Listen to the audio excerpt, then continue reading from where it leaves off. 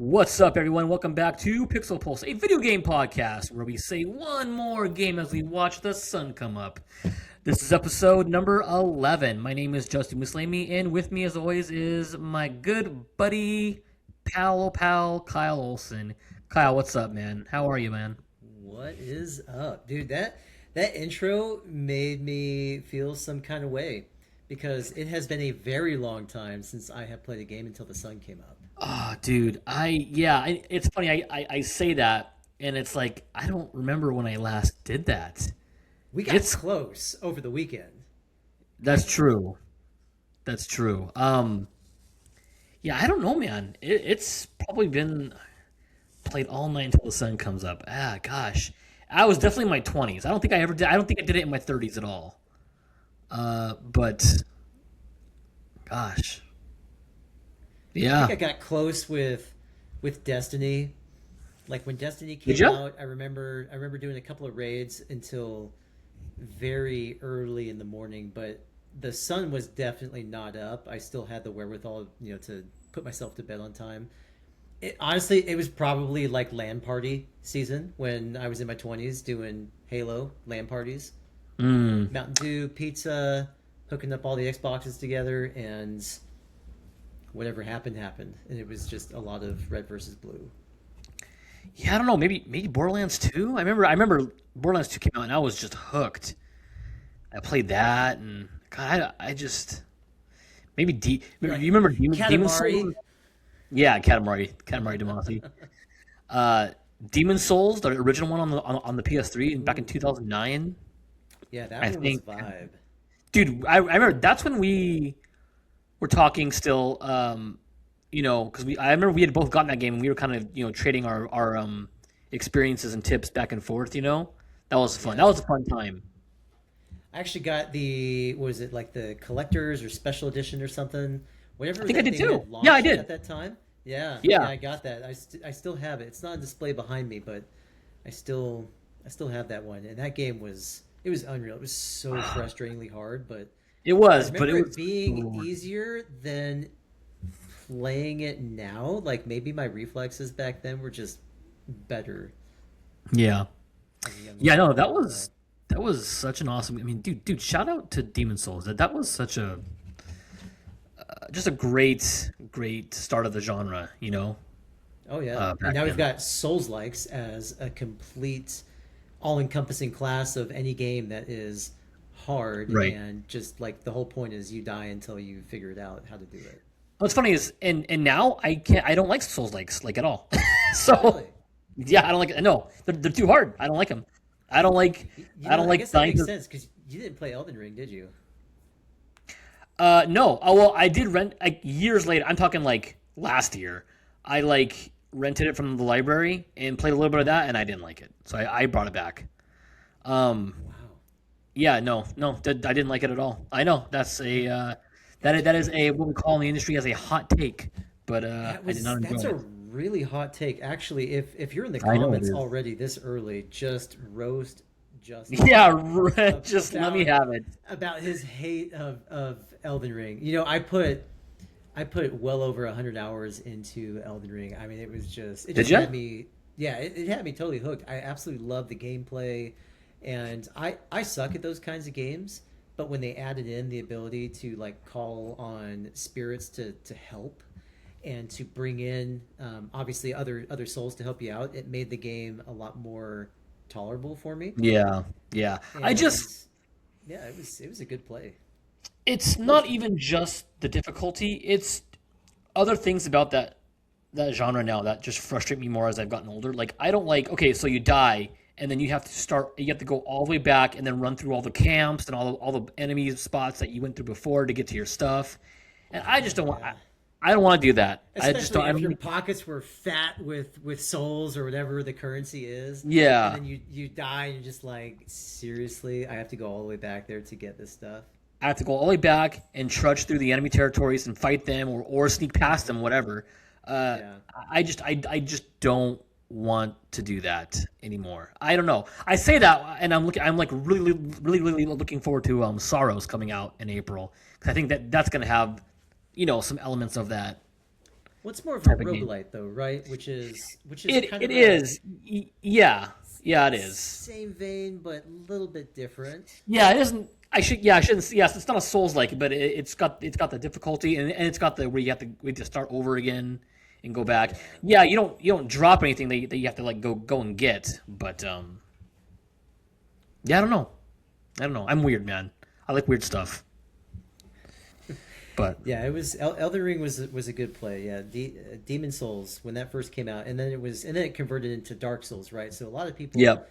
they refer back to Dark Souls, and for me, I don't know. It's weird because like yes, Dark Souls absolutely amazing, but it started with Demon Souls for me, like the original Yeah, Demon that's the Souls. OG, bro. That's what I picked up. Demon Souls turned into Dark Souls. Mm-hmm. And I did like there was some I did like after that. I didn't really get into Dark Souls that much, but I did like Neo, which is a Souls like. And then I totally sucked at Neo 2, so then I just kind of dropped the series. That's why I haven't even played Neo 3, even though I hear Neo 3 is the best one out of the trilogy. So, It looks pretty good. I haven't played any of those. yeah, dude, Neo 1 was good, but Neo 1 was hard. It was tough, man. Is it like Um, Shinobi hard? Because I remember Shinobi being ridiculously hard for me. I mean, in some way, yeah.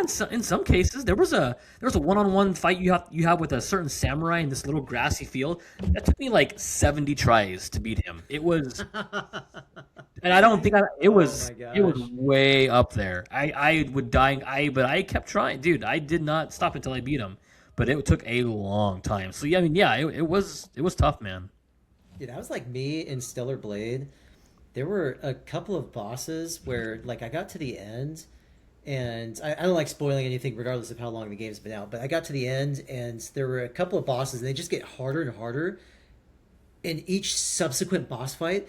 And I played through one of these boss fights like probably 70 times on normal difficulty, and I was finally like, screw it, I'm dropping it down. I dropped it to easy or whatever the equivalent was, and I still got my butt kicked like 10 more times, but then I actually was able to beat it, and I'm so glad I was because the ending was really cool. I had done enough work to get like the secret ending, and it was Dang, that game dude. was awesome. It really surprised me. It was kind of a Souls like, but not as hard. It just had a lot of the elements of it, and Yeah. it was definitely one of my favorite games I had played until I got to the end and got my butt kicked over and over. That sucked. Um, Dude, that new Shinobi game for the 2D side scrolling that came out like I don't know a few months ago. I played the demo of that. That's really awesome. I might Yeah. get that game. Yeah, Okay. they have a demo of it. You should definitely try that. Uh, I check the demos like almost every day, and I don't remember seeing the Shinobi yeah, demo. Shinobi Art of Vengeance. Is that what it's? Is that the tagline? I think that's what it's called. Um, but yeah, no, I played the demo of it, dude. It's kind of like a Metroidvania in a way. Oh, There's like a map you can bring up, and you can like go, you can like go to unfog certain parts of the map. I think that have like there's a lot of secret areas. yeah. That's all from the demo. I was like, this is awesome. It's So weird because, like I said, I check demos all the time. I always want to see like what demos are coming out, yeah, and I don't remember seeing that, so I'm gonna have to look. well, it came out last year, right? So it wouldn't show. So if you're looking at demos, it wouldn't be anywhere Okay, near the gotcha. top. Okay, well that would explain that then. Because I'm assuming the demo came out when the game came out, so or maybe even Yeah. before, but I don't know. Well, Kyle, let's get into some news. Some pretty big things happened this last week. Yeah, even today, something happened. So I think Yeah, we one of should. them today is I think speaking with our um, wallets is maybe making an influence. Yeah, you know what? Let's just get into that one. So this broke just today, the day of recording, which is a Wednesday, and this comes way of GameSpot.com, and it says here. So Nintendo has announced that their Switch 2 digital and physical games will soon differ in price. So they are going to be separating them digital will be $10 cheaper than their physical games. It's going to be all not all Switch 2 games. Okay, this is important. Not all Switch 2 games, but all of the Switch 2 first-party games. And it's going to start with Yoshi in the Mysterious Book. So that, of course, comes out in, I think it's May. Yep. Yep, May 21st. And the digital version of it will have a price that is different from physical versions. Sorry, I'm reading the press release here. That means that from May onward, any Nintendo game that's exclusive to the Switch 2 will have two different prices between digital and physical versions. So yeah, I think so. Yoshi in Mysterious Book, it's going to sell at $70 physical and $60 digital. So we're going to see this going forward now. I think this is great. I think this is a step in the right direction. This is kind of something we've been clamoring about for a long time, is that digital should be cheaper, since there's no costs of packaging, shipping, all that, printing it on the disc, the disc itself costs money. The disc itself, that costs like 1 cent, honestly. Yeah, not much, but I mean, not the Nintendo cartridge. Those probably are a little bit more, but right, yeah. Still, the point remains. I think this is great. I think it's possible, and they don't talk about it too much here in this article, if any at all. I didn't see, but I think maybe people have been speaking with their wallets for long enough and have been making enough noise that someone finally listened and decided to make digital a little bit cheaper. And that someone was Nintendo of all companies, know, right? Which is super funny. Wow. I would have expected that from anyone else and not Nintendo, because weren't they the ones that launched Mario Kart for like $80? Yeah. But no, I mean, hey, like it's absolutely a step in the right direction. I love it. It's funny to me though, because the Nintendo Switch is the one console where I actually really like having the cartridges, because there's just something so nostalgic. We talked about this. Yeah, we did. Having that little cartridge and popping it in, like I might blow on it a little bit before I pop it in too, just to get that same like N64 like.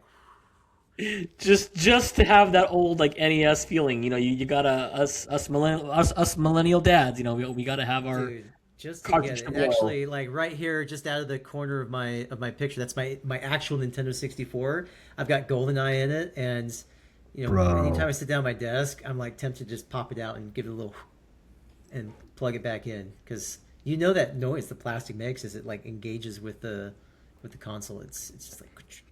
Dude, it's euphoric. It gives me like the shivers. We should start the next podcast with that. We'll just start it with Kyle inserting the game into the console, and then what's up, everyone? Welcome to Pixel Pulse. I like that. Yeah, we need to. Well, gosh, I know. Welcome back to 1990. Yeah. It's the 90s again, and here we are bringing you another Pixel Pulse podcast. I don't know why I did it not. It starts with like the blowing on the cartridge. Yeah. Think like Ghost of Tsushima, like wind noises, right? And then bam, cartridge drops in. But seriously, it's a great step in the right direction. I mean, it is. Let's see maybe if anyone else follows suit. Yeah. I'm also curious about their margins. Like if they're willing to do this, what were their margins like to take a $10 hit? Yeah, I am to encourage people to buy digital. I'm curious too. Because their games are kind of all over the place, sales wise, and it's just kind of, because I know Metroid Prime 4 was pretty soft sales wise. Like I think it just reached 1 million like not too long ago. If I'm correct on that, it's not doing great sales wise. Which is funny because you always, Metroid is, sort of a big name in Nintendo. You hear about it a lot, and people talk about it online and in forums. But when it comes to sales, Metroid is one of their weaker, like, first-party games in terms of sales, I'll say. But, yeah. I wouldn't have expected that, because everybody plays as Samus on Smash Bros. Yeah. In fact, it's funny. If you were to ask people, like, nowadays, like, where's Samus from? They'll tell you Super Smash Brothers. They won't say Metroid. I'm telling Honestly, you. like I might have failed that at first, and then like if I saw the dubious look on your face, it would have been like, oh no, like obviously not from Smash Bros. But that's where I know Samus from. But that's where a lot of people, especially like your younger Right. gamers, if you were to ask them where's Samus from, they'll tell you. They'll be like, Super Smash Brothers, of course. Where else? Yeah, not Metroid, but like that would have been my knee jerk reaction, and then I would have like second guessed myself after seeing a dubious, confused look or angry look on your face as I got it wrong. Oh, Wait! I take it back. It's not Smash Brothers. It's Super Mario. yeah. It's Mario, right? Samus is the villain. Click. Hello. Yeah, you're right. Podcast ended. No, so no, that's good. But there's another article here about Nintendo, Kyle, that we should probably discuss. It says here that there's a report coming out of Bloomberg, and that's important because I'm gonna touch on that later. But it says Nintendo is apparently cutting U.S. Switch 2 output after lower than expected holiday sales. So it says here. It's no secret that Switch 2 struggled over its first holiday period. Well, I mean, there was no price cut, so the console sales numbers were reportedly down 35% in the U.S. compared to what its predecessor managed back in 2017. And as we know, of course, 2025 marked the region's worst November since 1995. That's of course in terms of all hardware game sales, but it's saying that they've lowered their U.S. production for the quarter. So according to a new report by Bloomberg, which is paywalled, and I will not pay to read that article. I love that they added that too to the text. I next know, to it, in parentheses, paywalled. Yeah. You know what? Because- Nintendo Life, like if everyone would be like Nintendo Life and put paywalled next to your linked articles, that would be great. So I don't have I to know. waste my time clicking on them. Yeah. Oh, yeah. By the way, thank you for saying that, Kyle. I should have cited the source. This is from NintendoLife.com. Thank you for reminding me, Kyle. But yeah, no, it's paywalled, and I don't know. I'm glad other sites will just give us the information, for free.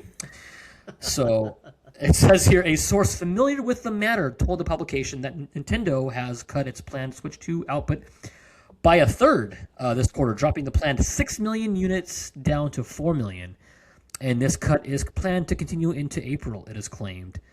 Now, it says the decision is apparently driven by slower demand from consumers over the holiday period.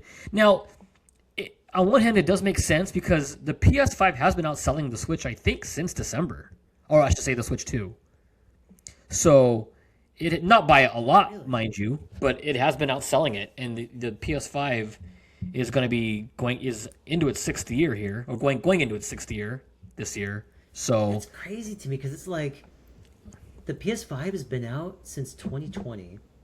right. Who's still buying a PS5 right now at such high rates that it's outselling the Switch 2?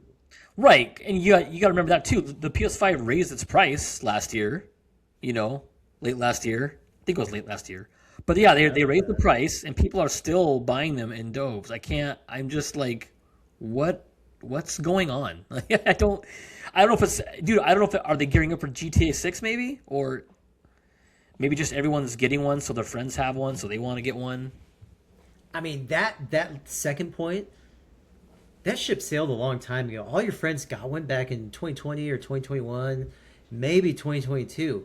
Who is still buying new ones? Like, are they crapping out and they're having to replace them? Is it like a multi-console family where they've got one in the living room, one in the like master game room? I'd be really I do have. curious to I know. will say I do have two. I've got one in the living room downstairs, and then my son, my older son, has one of his own. Audible gasp. Yeah. So yeah, I don't know. Now there's a monkey wrench that I'm gonna throw into all this, Kyle. All right. The person who wrote this, his name is Takashi Mochizuki, and he was called out by Sony actually for he wrote a publication or an article that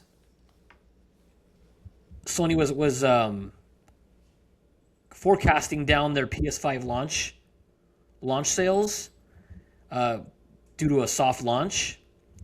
Sony called them out on that, calling total BS.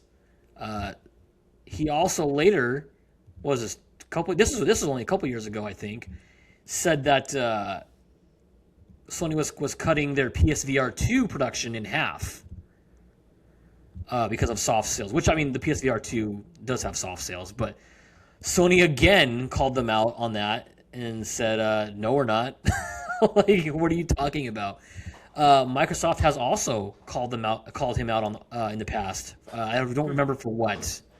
So this guy has sort of a shaky reputation. So I would say take this story with a big old fat grain of salt.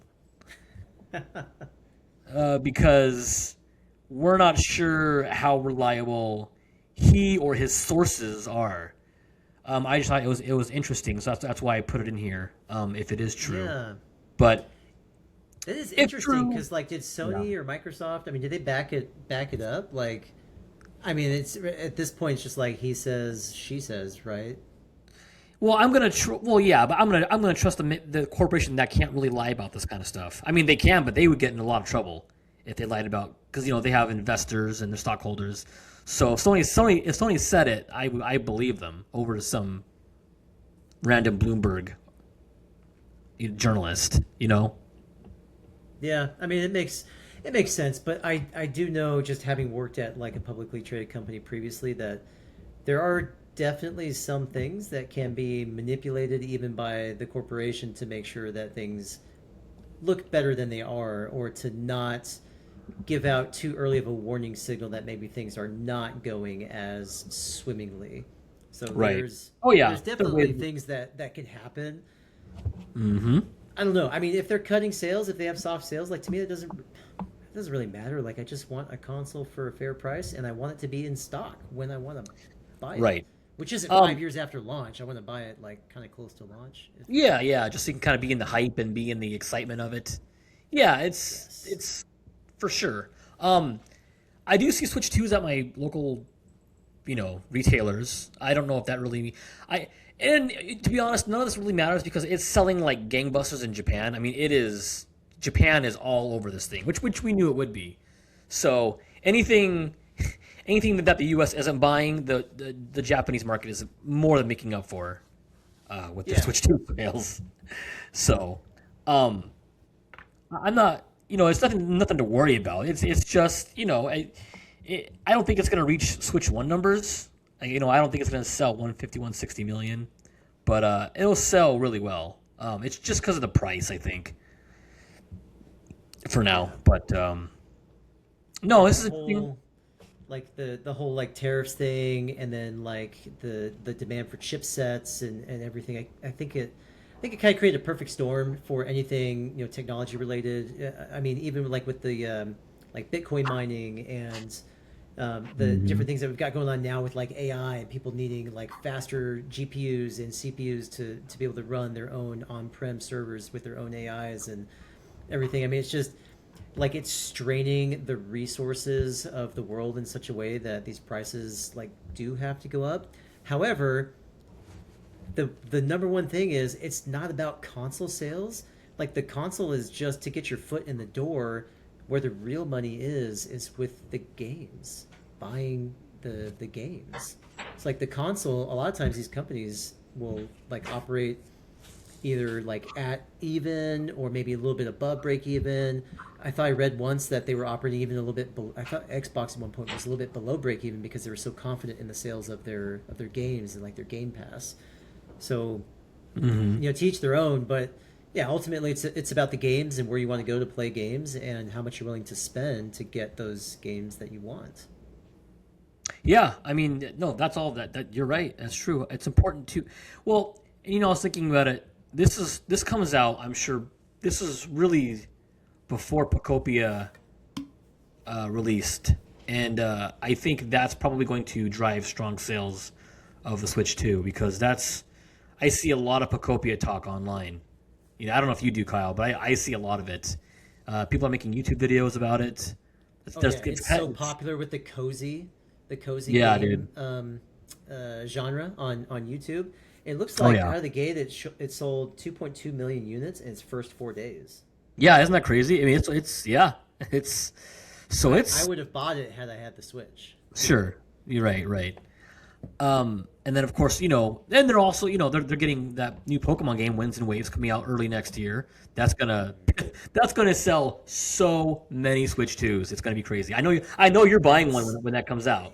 Yeah, if I Before can hold or out until then, that's what I'll get the Switch 2 for.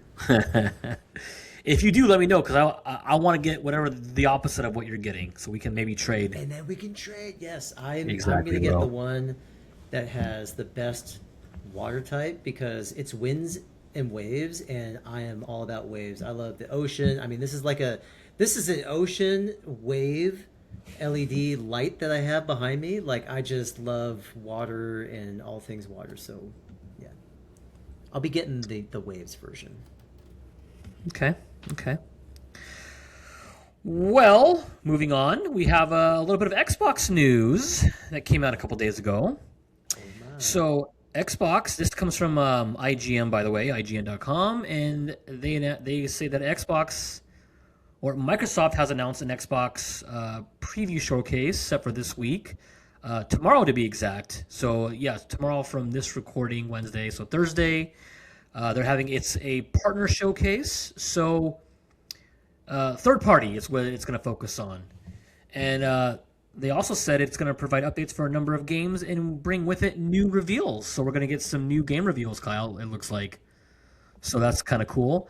As a partner preview, this showcase focuses on games coming from third-party publishers. So yeah, that's something to point out. So don't expect we're not going to see like the new Halo, campaign evolved game. We're not going to see Gears of War E-Day. They're not going to show any more Fable. This is strictly third-party. Unbelievable. What are they I doing know. to us? Yeah, this is crap. So no, they say so. It's gonna be about 30 minutes long. So the cool thing, Kyle, is I'm really excited about. They're gonna have an update for Stranger Than Heaven. I don't know if you've seen anything about this game. It is from the people who made Yakuza, the Gotoku studio. Yakuza Like a Dragon, but it looks like a Yakuza game, but it's set in the early 1940s, and dude, like it looks like Yakuza in a way, but the combat looks way more involved. The combat looks cleaner, better overall. I really dig it, so I'm Yeah, excited for that to get an update. that looks really interesting. And I think it's also smart that they did this because we've seen, especially as of late, I mean, ever since the internet became a thing, people have gotten louder and louder with their voices, sometimes good, sometimes bad. A lot of times in the gaming world, unfortunately, guys, it's bad. We could probably do a little bit better, bring in a little bit more positive energy. But I think that this is good because, as we've seen, like when Sony or Microsoft or Nintendo, when they do some sort of like new like game announcement or showcase like this, people tend to crap all over the games that they don't want to see, right? And a lot of times those are third party games. Like people want to see the first party games. They're looking for the Halos and like what you had said, like Mass Effect and these other first party game. I don't think Mass Effect's a Gears of War, you mean? Yeah. Gears of War. That's the one. That's what they're looking for, and then they tend to crap on all the other ones, right? So maybe by splitting this out into its partner preview showcase and showing third-party games only, that they can actually have a fair shot at getting the limelight without getting trashed on. Yeah, I used to, I mean, I definitely used to like fanboy, back in my heyday. But so I was always I don't on blame the, yeah. So I was always like, if they don't show first party games, this sucks. Like if like Sony wouldn't show like enough first party games, I'm like, this is no matter how good the games that they showed, third party or first party looked, I didn't, you know what I mean? I'm like, no, I you. didn't Yeah. see any of this and this. So no, that's long gone though, thank God. But now I just want to see just good games at these showcases, whether it's Yeah, Sony, Microsoft, exactly.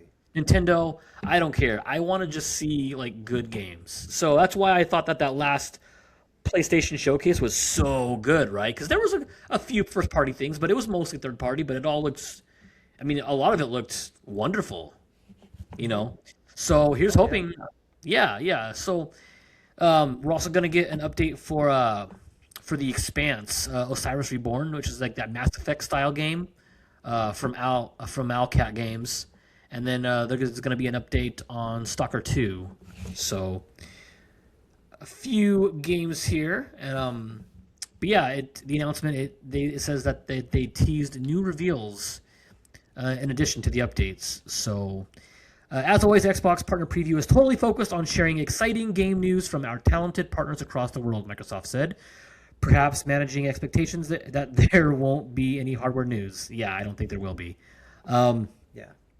so during Xbox Partner Preview, you'll get multiple world premieres, first looks at gameplay, and updates on other great titles coming to Xbox, including some that will be available with Xbox Game Pass Ultimate on day one. So there you have it. It's going to be set for, it says, 10 a.m. Pacific time, 1 p.m. Eastern, which is noon Central Time for me, and then 5 p.m. UK time. So March 26th, which is Thursday. So yeah, look forward to that So tomorrow. tomorrow. Yep, All exactly. right. Yeah, no, that's good. And they're right. I think they're managing expectations by putting that line out that people want to know about Project Helix, but this is a third party thing. Like, it's not going to be first party stuff, no hardware talk, third party. Right, So, exactly. yeah. So just so you guys know, just kind of manage your expectations, you know.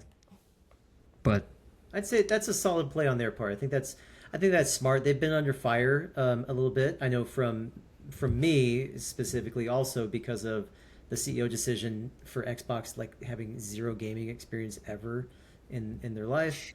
But I think that this is a solid way to manage expectations for the upcoming event and getting ahead of any flack that they could get. right, yeah, So I agree, cool. man. Let's see what they got. Yeah, no, I'm excited. I'm excited. I won't be able to watch it like as it you know premieres as I'll be working, but I'll definitely catch the after. Don't you just like sit on a forklift all day? You could sit there and watch it. Yeah, yeah. I just sit there and just do nothing. You're right. I just sit there and just kind of yeah. I have three screens and I've been so busy these days. Like, I wish I could watch something while I'm working, but I wouldn't have enough attention span to be able to pay any mind to it. So I'll have to watch it after work hours as well, Yeah. or catch the highlights. I guess we'll see if it's worth watching. Yeah. Well, moving on to Sony this time, and a little bit of not good news or good news, depending on how you want to look at it. This comes way of GameIndustry.biz, and they have reported here that Sony is closing down another first-party studio. This time, uh, it's going to be Dark Outlaw Games, which was a developer that was founded by industry veteran Jason Blundell, who was a co-founder of Treyarch. So very important, prominent figure in the industry. That was just last year, like a year ago today, or not today, but this month. They founded Dark Outlaw Games. So I it says here that they were working on an undisclosed project. When asked about it, I remember before he said that they will show it. They're really excited about it. They'll show it when they have more to, something more substantial to show. So Sony did confirm this decision in a statement to PC Gamer, adding that it had made several strategic adjustments to support long-term sustainability. So as part of this process, there were limited workforce reductions across select teams. We greatly appreciate the contributions of all those impacted, the spokesperson said. Bloomberg's Jason No, they Schreier. don't.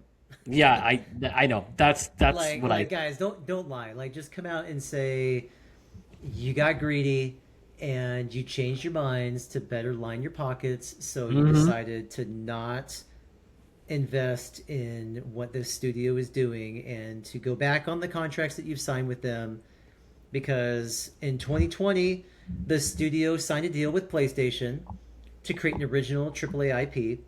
In 2022 They cut 99 roles. Um, I mean, it's like this is just Dude. I, you know, this is crazy. the funniest part about this, Kyle, is Jason Blundell. So he's a big deal. They when they got Jason Blundell, that was huge for Sony, in my opinion. But then they founded Deviation Games, which they also shut down. Um, but they Right. didn't. But they didn't get rid of Blundell. Instead, they let him form like a new studio with Dark Outlaw Games, and now they're closing that down without releasing a single game. And it's like, oh, I don't know, man. I just some of it's. I mean, the reason why I say some people might find it good is because this is.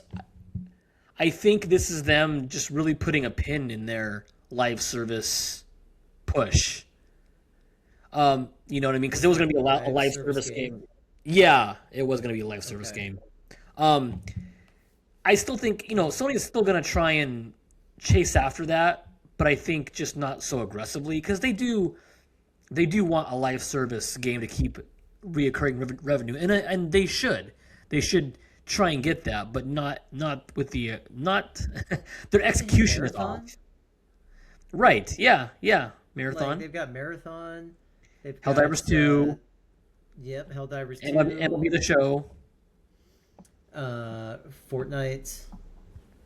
Yeah, that isn't theirs, but Fortnite's not, yeah, I know yeah. it's not theirs, but like think of all the players that are on there and But yeah, no. Even though it's not theirs, even though they only make 30%, dude, they make a tremendous amount of money from Fortnite.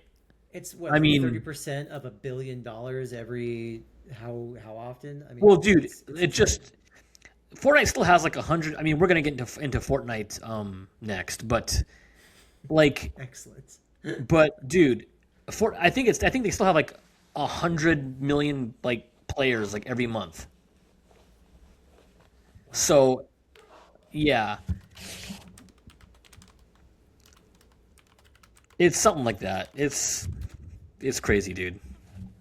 I don't know. So okay, check this out. So Fortnite generated approximately 3.5 to 5.7 billion dollars. Okay, billion with the B Billion, right? in annual revenue between 2022 and 2024. And then revenue actually peaked. They say peaked, but 5.4 to 5.8 between 2020 or 2018 and 2022. I mean, that's insane. So if Sony's making 30% of $5 billion, like, can you imagine? Your first party game isn't going to make you that much money. Like, Right. it's No. just And that's why Sony wants that. They're chasing it so bad because they're like imagine if we had 100% of this revenue. You know, I mean, they want it's this like crazy. And so check this out. In 2024, Fortnite's estimated revenue was up to 6.3 billion because it was boosted by Lego Fortnite. If you remember that coming out, it was crazy. That actually Mhm. almost made me get into Fortnite. Was the I Lego know, I thing? know, I it was was like, cool. can I put that on my console? And then the Rocket Racing expansion. So now they're kind of down a little bit from that. So estimated Right. up to 6 billion down from that. Sounds so stupid.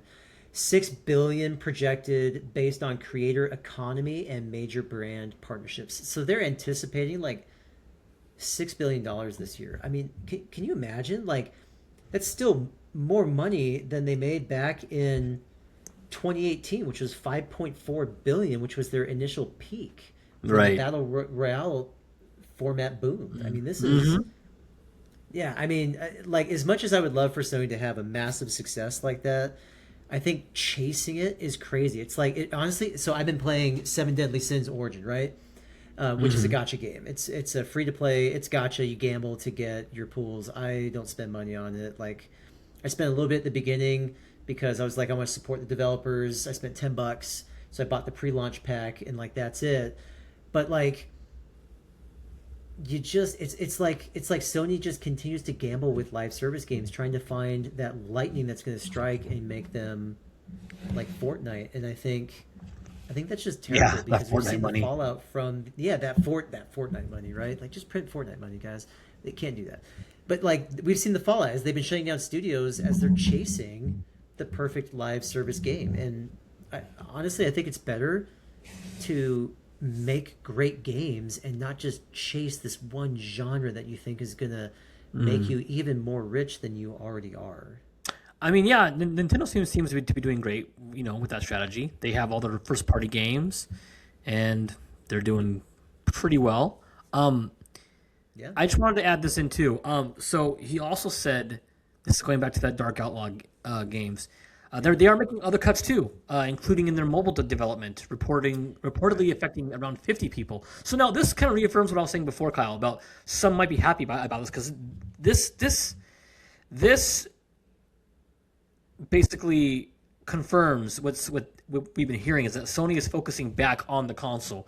They're pulling back from PC games releases, and now they're cutting back from their mobile sector. So Sony seems to be going all in now on the console itself and Yeah. prioritizing the PS5 and the PlayStation brand in general. I hate mobile So games so yeah, so much. I cannot. I, I've tried to get into them and I can't. I can't do it. I think that some of them are actually really fun, but I think they're just a scourge like on humanity. They're the whole point behind them, especially the ones that you get for free, is to get you addicted to playing and being on your phone more. And like this is Pixel Pulse gaming, right? So we talk about gaming stuff, but like the health effects of being on your phone 24 hours a day, 7 days a week, or 18 hours a day, or whatever time that you're on your phone.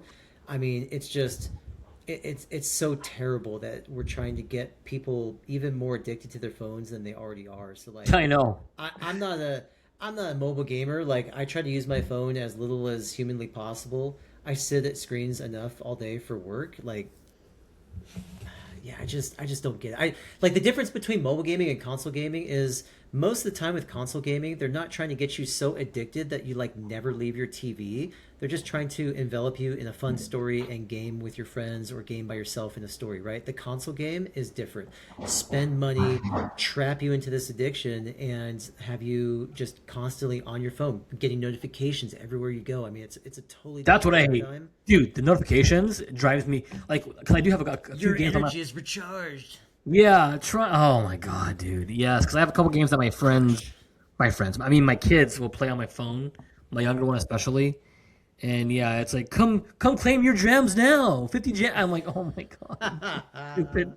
And it floods my phone notifications, and I'm like, oh my god, Pick get up your out of phone. here. Ding, ding, ding. What the? Yeah, dude, it's going off while I'm working, and I'm like, what is going on?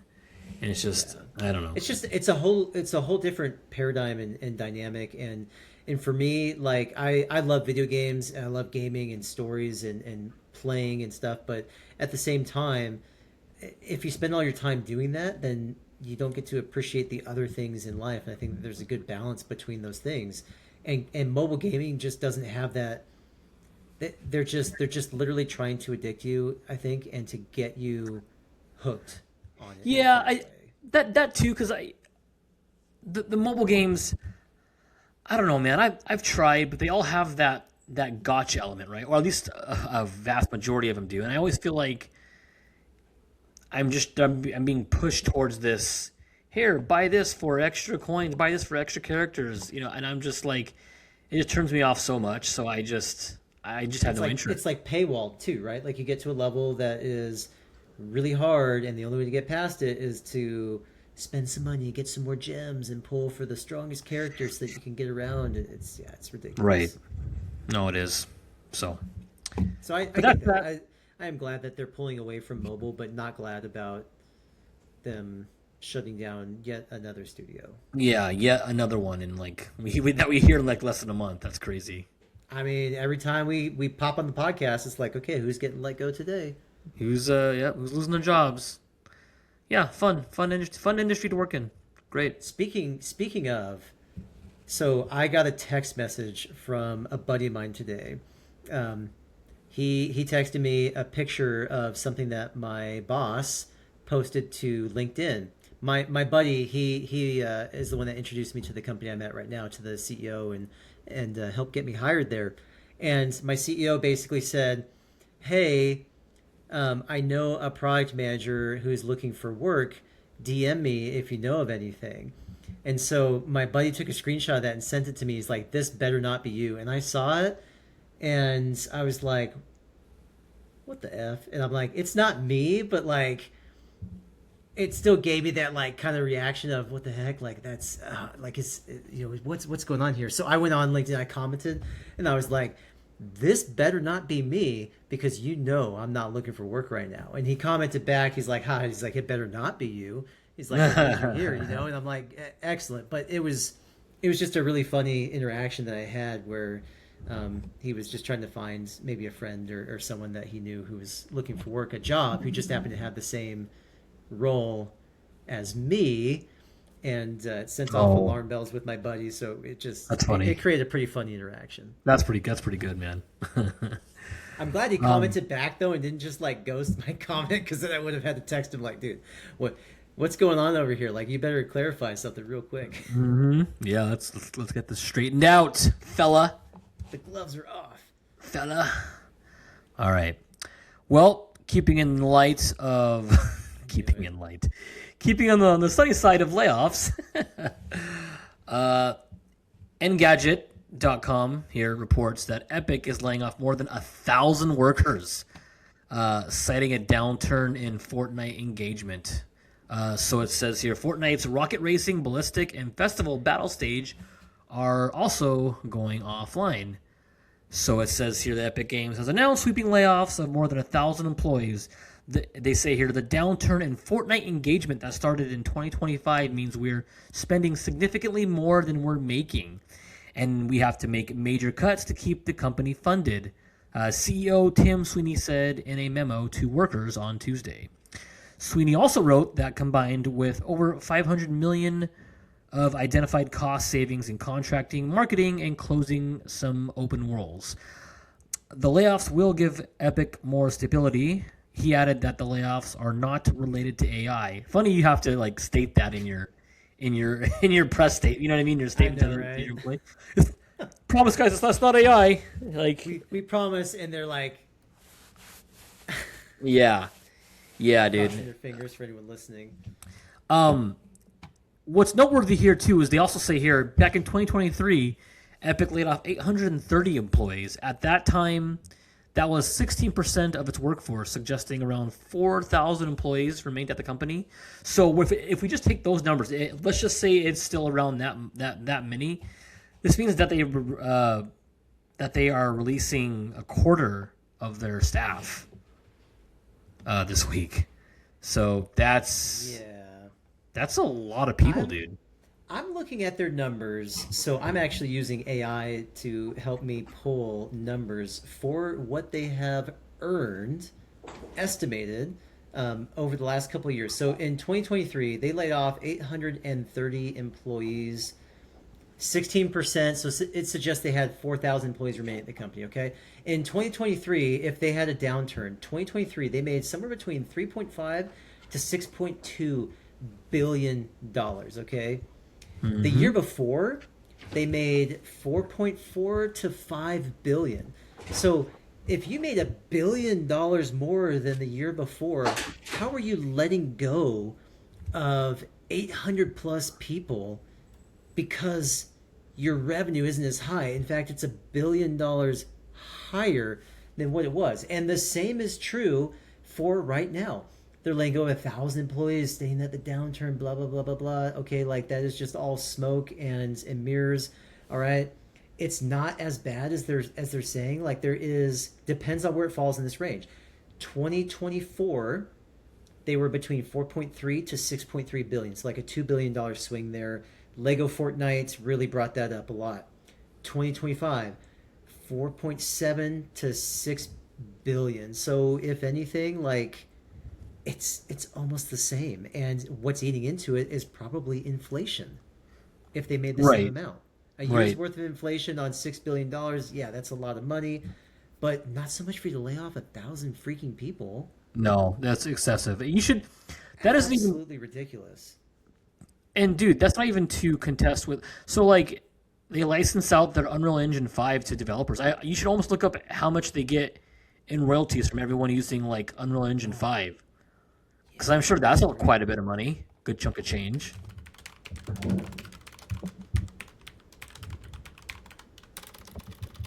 I'm curious. Yeah. Um.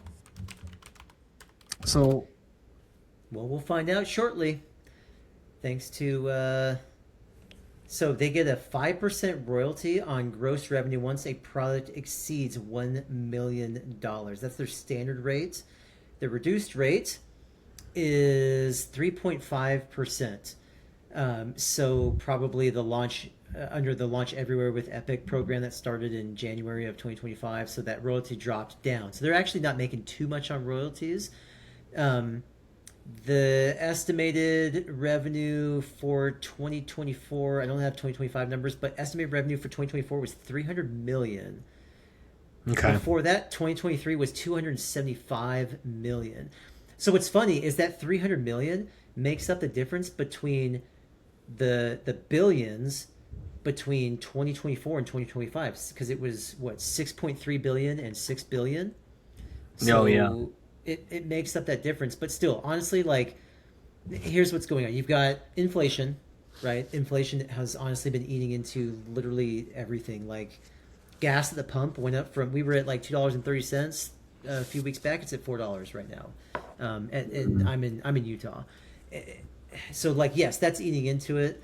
But if you're making $6 billion and you only have like 4,000 people of overhead, are you kidding me? Like, are you paying each person $10 million a pop or something, or $100 million a pop? I mean, I don't know what the math, like $1 billion is just mind boggling. Yeah. I don't get it. It's just we and they I don't know, the reasons are kind of like because he cites It's here like it's cookie cutter. Literally every company that does it, they say the exact same thing. Revenue wasn't as good as we thought, so we're gonna let all these people go. right. Well, and he blames like their legal battle with like Apple, like where they spent over a Oh, hundred million dollars I in actually do legal remember fees. that. Yeah, and I'm like $100 million. I mean, that's I You don't know know. what it is? Like, they do this thing where like, huh, we should probably lay off 1,000 people. For those of you listening, I did the golf wind check where you like lick your finger, stick your finger in the air. Like Yeah, that's literally all it is. Like, or maybe ask no, to like ask AI, hey, how many employees should we let go of to keep us sustained? I would not be so surprised if if you some know company what? did that. Oh, absolutely. And there was actually a ChatGPT model that came out at some point last year that was what did they say it was? It was like a sycophant model or something like that, where it was it accidentally was saying yes to everything that you would ask it. Like, it didn't have any safety rails whatsoever. So you could ask it like, hey, should I join this cult and chop off my right arm? And it'd be like, bro, yeah, it's a great idea. Cults are a great way to build community amongst your fellow brethren. And losing your right arm, you've got another one. Like, it was that bad, right? So AI does not always give you the best decisions, but it wouldn't surprise me. It comes down to greed, is all it is. I mean, that's what it is. It's greed. Like, most times, Oh these yeah, companies do not have to make anything, no changes whatsoever.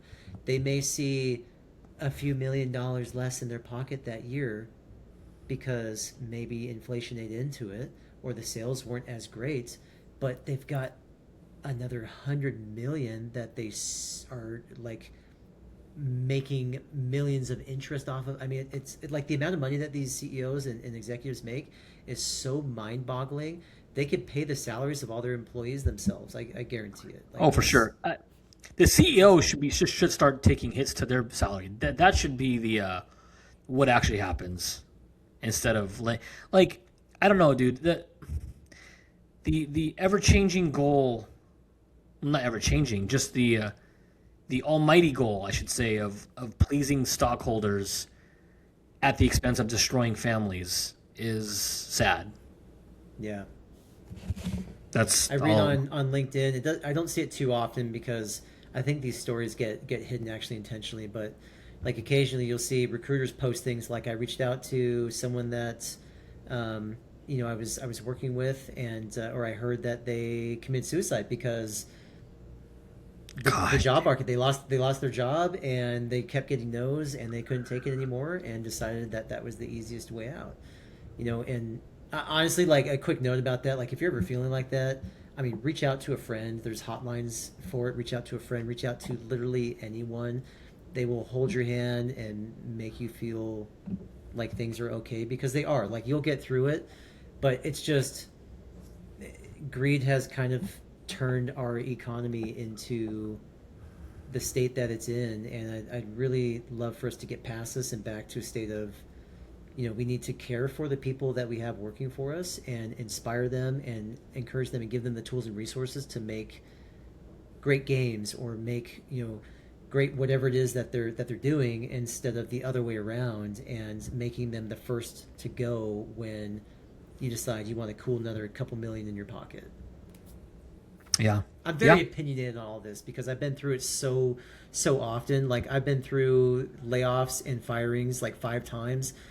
Firing disguised as or layoffs disguised as firing, so they didn't have to pay severance. It's just like, companies will do whatever that they need to do in order to not have to worry about you as overhead. That's just how it Yeah. is. No, well, that's very well said. So, yeah, well, I guess in a little bit lighter news, we can report now Crimson Desert has surpassed 3 million copies sold worldwide. So sweet. Yeah, dude. With developer Pearl Abyss, they have announced that the game has sold through 3 million copies worldwide, as posted on the official Crimson Desert Twitter account. They say here, "We are grateful to share Crimson Desert has sold through 3 million copies worldwide. To everyone who has stepped into Pywell and shared this journey with us, thank you. Your feedback continues to help shape the experience, and we will keep working to make the journey ahead even more enjoyable for our players." Now, that's key right there, and I wanted to touch on that because they say here, your feedback continues to help shape the experience. Now that's true, because from what I've been seeing, they have been addressing all the issues that people are complaining about, starting with the controls. I guess the controls was a big point of contention for a lot of players. I mean, a lot of players. Sounds Um, sluggish, right? Like, the Sluggish input and was just really just delayed. unintuitive. Like, there was, I the button the button to pick stuff up is the same button to jump, which was really dumb in my opinion. Really? I think some of the detection was off too for looting, because I've heard people that were trying to get an item off the ground that they wanted with a bunch of stuff around it, and they picked up everything around it except for that item. Dude, I hate when that happens, because in games like Baldur's Gate or other games where, like, maybe you're just trying to pick something up that is yours to pick up, but you accidentally pick up the red thing next to it. Now all of a sudden, dude, you're in jail.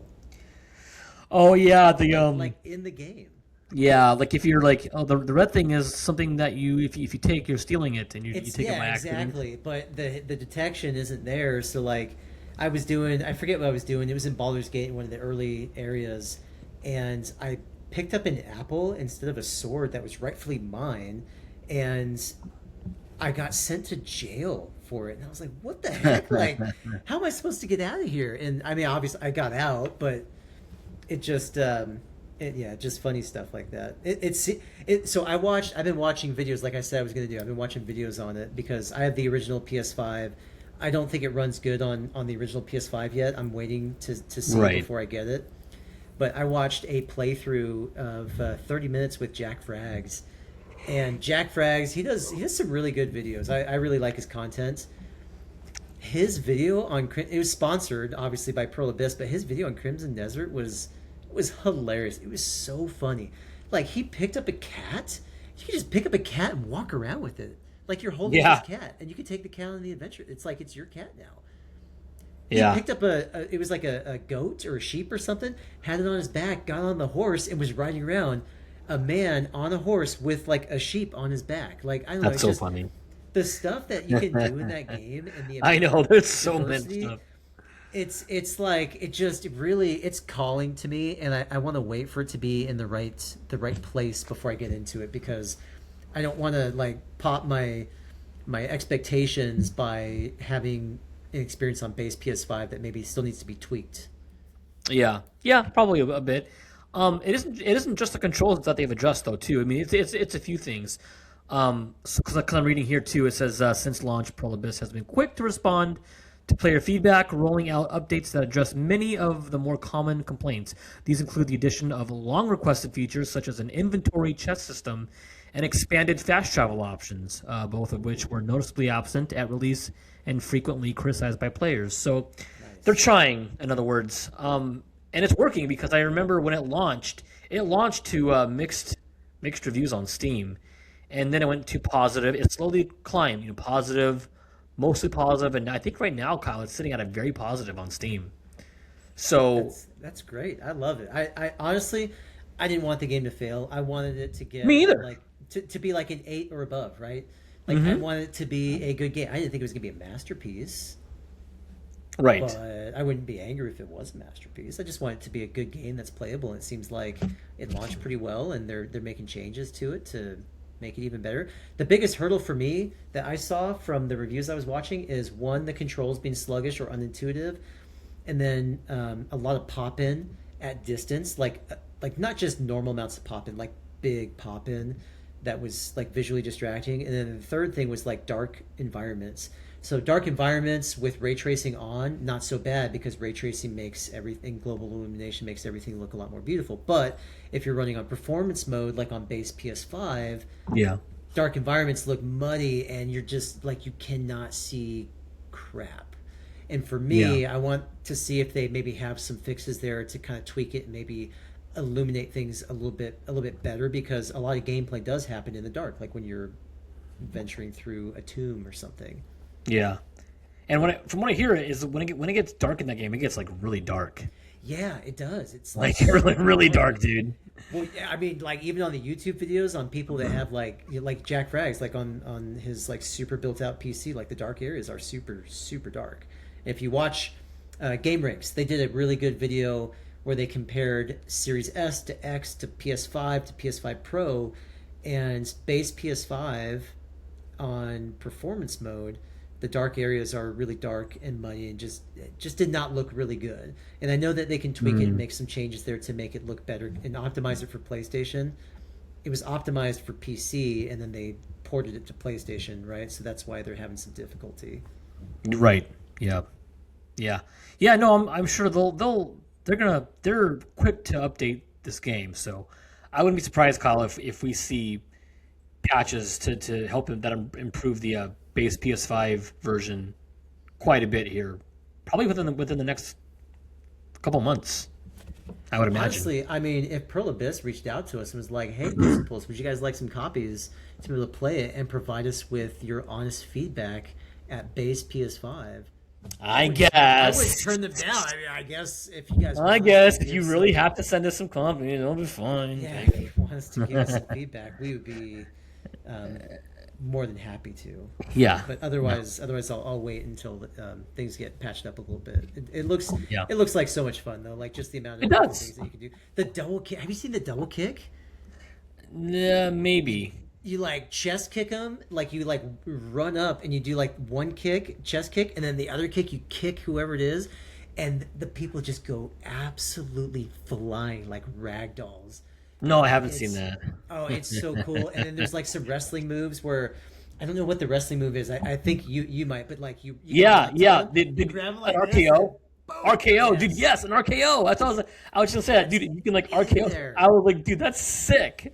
And it's AoE. Have you seen that? It's like it makes a ground impact and it hurts people around you too. Yeah, dude. I wonder if that RKO comes out of nowhere. Sorry, that's a wrestling. I figured it does. Okay. Honestly, like when you run in, you just run up to him, you just like grab him and pull him. It was, yeah. I'm glad that they're fixing stuff and getting it to a better state, because it's one that I would love to play at some point. Yeah, me too. Definitely. Okay, well, congrats to Pearl Abyss on selling through 3 million. Here's to many million more. You guys worked really hard, so you guys deserve it. So I'm happy for them. Yeah, absolutely. Do you know? Does Pearl Abyss do Release notes like what's the studio? Larian Studios, because Larian Studios, they're really well known for their patch notes and like Yeah. release notes. Like they just put literally everything in there. It'd be like 1,000 lines long, and they'll tell you everything. I'd be curious to see if Crimson Desert has, from Pearl Abyss, if they have a similar style of here's all the things that we fixed for you. And I would imagine they do, but who knows? I haven't we'll have to look checked. it up because I Yeah. really like that style of release notes instead of just saying like bugs, with like Right. just bracket bugs, like calling out all the different things that they fixed that like what has been patched. Where are they listening to? That would be really cool Yeah, to it's cool. see. It'd be fun to kind of just look at and just go through, you know? Yeah, yeah, absolutely. Absolutely. Okay, well, for our last, we have one last story here. We can kind of go through it quick, Kyle, because but this we're actually like a week late on reporting this. This happened like I think the day of our recording, and I just forgot to put it in. But a really big Nintendo Switch 2 update has dropped last week that adds a handheld boost mode for Switch 1 titles. So it says here Nintendo has announced a major new Switch 2 feature that improves the performance of most Switch 1 games when played in handheld mode. A handheld mode boost option has been added in today's chunky Switch 2 firmware update, which brings the console up to version 22.0.0. The feature, which is buried, funny enough, at the bottom of Nintendo's patch notes, allows for boosted Switch 1 games when playing in handheld mode, with performance akin to playing with the console docked. So, Wow. yeah, so this is a big deal. It's gonna add a boost for a bunch of your Switch One titles if you're playing in handheld mode on the Switch Two. I kind of want to go through my Switch One games and test them out, see how it looks. Yeah, because Yeah. I Do you have forgot. Pokemon Sword or Shield? I do. I have Sword. Okay, I want to know. You should plug that in because it's like it runs at 30 FPS, and that was my biggest complaint about the game was just 30 FPS. Absolutely, fine. Yeah. You should see if it boosted to like 60, so it looks smooth. How will I know if it's 60? I mean, Because it'll besides look being able. smooth, and your eyes won't be all like peely Yeah. by looking at it. Yeah. I guess. Yeah. I just thought maybe. Yeah. No. That's fine. Where's my microphone? You'll know. Yo, you'll know. Yeah, you'll know. Yeah, that game was oh god, it was like sluggish. So was Scarlet and Violet, and I don't know, man. The Switch one was so out. Even like when it came out, it was just outdated. Like ever since launch. No, it really did. It came out underpowered, but it had the fun factor to it. I think Well, with yeah, I had that cool. It was that novelty, right? Of like I yeah. can take the game with me, like I can play on the console and then take it with me wherever I go.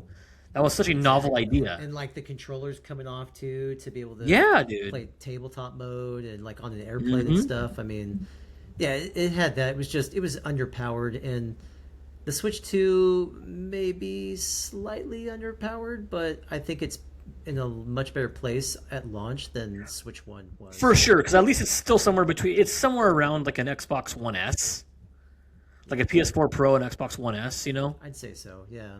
So at least, yeah, it's because now Kyle, we're getting to the point in games where the graphics. I'm fine if they don't ever like look any better than what they are now. I mean, have you seen Resident Evil 9? Yeah. Dude, It's those it's are like it's like diminishing returns basically now, right. But I mean, like Resident Evil 9 looks, it looks phenomenal, dude. I'd be like, if they were like, yeah, we can't get graphics better than this, I'd be okay with that. I'd be like, okay, Well, that works. actually, you can. Have you seen the AI upscaling? No, you can. Oh, oh, yeah, yeah. I looked like crap, Kyle. Hey, you watch your mouth. That's So funny. yeah, no, this is cool. I do want to check out some. I do want to kind of go through my Switch One games. And yeah, Kyle, I'll put in Sword just for you, just to let you know. I'll report back. Okay, I'll let you awesome. know how it turns out. But yeah, I mean, it's- that's a cool update, and the fact that it it's is. at the bottom of the release notes, it makes me wonder because like as a product manager myself, like sometimes there's just so much to cover in release notes and you just want to get them out that you don't have time to prioritize them. So it makes me Sure. wonder like did they do it on purpose or were they like intentionally hiding it as like a little Easter egg at the bottom of the release notes because it's like an important thing that people care about? Yeah, right. Yeah, so yeah, for those of you who are listening to this and you have a Switch 2 and you have a bunch of Switch 1 games, give it a try. See see what your games are looking like and feeling like. I know I'm going to do that. So, Yeah, I mean, I'll pick up the Switch 2 eventually. Right now, there's nothing that's like beckoning me to pick it up and go play. But certainly, as we get closer to Pokemon Wind and Waves, that would absolutely be one that I would really want to play. yeah. I know Yeah, there's for going to be sure. other games that are coming out too, but we always talk about the backlog. My backlog is already so big. Like, why would I spend another like $600 to pick up a console and a game? Yeah, have a new set of backlog games to print your Right, backlog. like now I have another box of backlogs over here. Like, come on, I'm Mhm. toxic, but maybe not that toxic to myself. So yeah, no fun stuff. That's all. That's all we got for the news. That's all the news, Kyle. That's great. I mean, for those of you in the comments, let us know what your mom is playing. And possibly your dad. My mom, she used to play Sega Genesis actually. So Did she? Yeah, she was the one that actually kind of got me kickstarted on video games. We had a Sega Genesis in my house growing That's up, sweet, dude. and yeah, she would play different Sega Genesis games. Actually, it was the Sega before the Sega Genesis. It was the Sega. Oh, the Master System. Yeah. So we had the one. What was it called? It was like Surfing California or something. It was like a surfing game. It was like different sports Yeah. games, frisbee and stuff. Anyways, that was kind of how I got my start. So Awesome. Yeah, I had my start on the NES. That was my first console. NES and then a Genesis. nice. Yeah, I didn't go from NES to Super NES. I went from NES to Genesis. But then I did get a yeah, I did get an SNES later though after I saw all the cool games that were coming out for the SNES. So, Yeah. but Yeah, I had the original Sega, and then we got the Genesis, and then my uncle got the Saturn, and the Saturn was like super. That's cool. Saturn, and being like, "Whoa, this is amazing!" And then I Yeah. got the Nintendo 64, and then friends introduced me to the PS1. yeah, that's true. I did. Yeah, it was John actually as well. He brought over Final Fantasy. No, I know. And you were I think part he's of the one. I think he's the one that actually showed you the game that like made you get a PS1. Yeah, it was Final Fantasy VIII. I didn't actually get a PS1. I borrowed it from another uncle of mine who didn't have use for it anymore. So I borrowed it, and then so that was like my console for like 2 years, and then I got a PS2. And it was back during this time. Like, this is such a cool memory for me. When PS2 came out, you had to like get a ticket and get in line at like Walmart or GameStop. It was like a midnight release, right? I had no idea that my dad was up all night in line at Walmart getting me a PS2. He was getting it for himself too because he wanted Was he really? the DVD player. Yeah, he was. Oh, you And you had a so- PS2 at launch? Yeah. How come So, I don't like, remember that? So when I had a bad day at school and I got home from school and I was like, hey guys, I don't know, I was just feeling down. I think probably because I didn't have a PS2 and it was launch day. I was like, I think I'm just gonna go hang out in my room for a little bit. My parents were like, all right, you want to watch this movie with us? And I was like, I don't know, like what is it? And I don't know, it was like some space movie. And I'm looking, I'm like, movie looks really good. It doesn't look like a VHS.